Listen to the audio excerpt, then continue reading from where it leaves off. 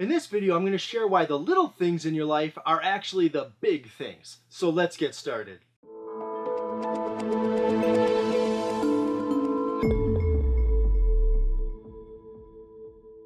So it's awesome that you have your sights set on your major goals, the really big things that you want to achieve in your life. It's awesome that you want to create that new business or close that big deal or climb to the top of the mountain. Because those major goals and big things, they're powerful drivers in our lives. Having that mountaintop within your vision and knowing that you're headed towards it, that is an excellent feeling. And then reaching those milestones, achieving your goals, standing on the mountaintop, that's an incredible rush that's like nothing else. Knowing what you've just accomplished, you should be proud of that. And you should use that then to lead you on to your next goal, to the next mountain that you want to climb. You just have to remember that it's the little things that got you there. You didn't go from the bottom of the valley to the top of the mountain in one jump. You didn't go from financial ruin to financial significance in one step. You didn't go from being obese to having a six-pack overnight. It was the little things that got you to the top of the mountain. It was the little things that got you financial significance, and it was the little things that got you in better shape and more healthy. Every day it was the small step, the single practice, the routine,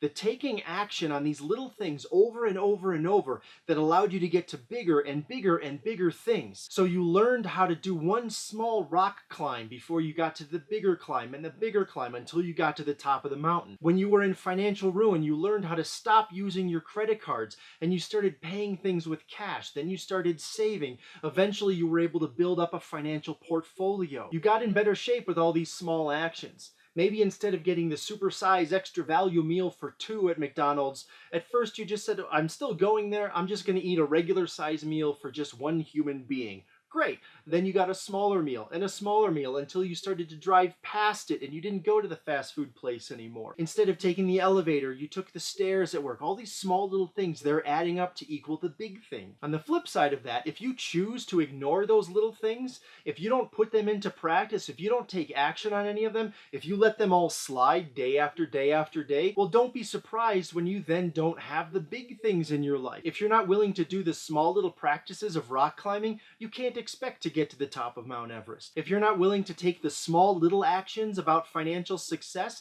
you're never going to be financially successful. If you're not willing to take those small little actions to become healthier, you're never going to be healthy. The fact is that the focus and the energy that you choose to give to the little things will show how determined you actually are to the big things.